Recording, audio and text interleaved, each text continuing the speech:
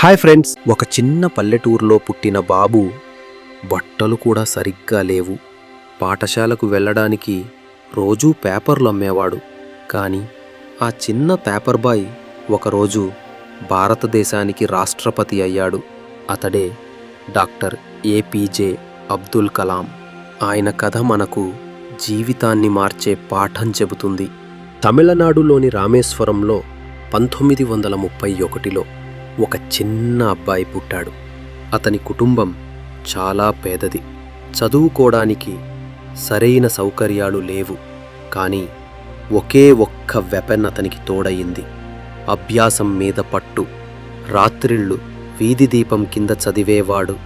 పగలు పేపర్లు అమ్మి డబ్బు సంపాదించేవాడు. చదువుపై ఉన్న ఆరాటం వల్ల కలాం గారు స్కూల్లో ఎప్పుడూ టాప్లో ఉండేవారు. కానీ ఇంటర్మీడియట్లో జాయిన్ అవ్వడానికి డబ్బులు లేవు. అక్కడే ఆ చిన్న డిసిషన్ ఆయన ఫ్యూచర్ని మార్చింది. అతను వెలుకరుగు వెయ్యలేదు. కష్టాలు ఉన్నా నేర్చుకుంటేనే మార్పు వస్తుంది అని నిర్ధారించుకున్నాడు. అలాగే ఆ చిన్న అబ్బాయి తర్వాత మద్రాస్ ఇన్స్టిట్యూట్ ఆఫ్ టెక్నాలజీలో ఏరోనాటికల్ ఇంజనీరింగ్ చదివాడు. తర్వాత ఇస్రోలో చేరి భారతదేశపు మొదటి శాటిలైట్ లాంచ్ వెహికల్ను తయారు చేశాడు. ఆ తర్వాత ప్రెసిడెంట్గా దేశానికి మార్గదర్శకుడయ్యాడు. కానీ ఆయన ఎప్పుడూ ఒక మాట మరిచిపోలేదు: great dreams of great dreamers are always transcended into reality.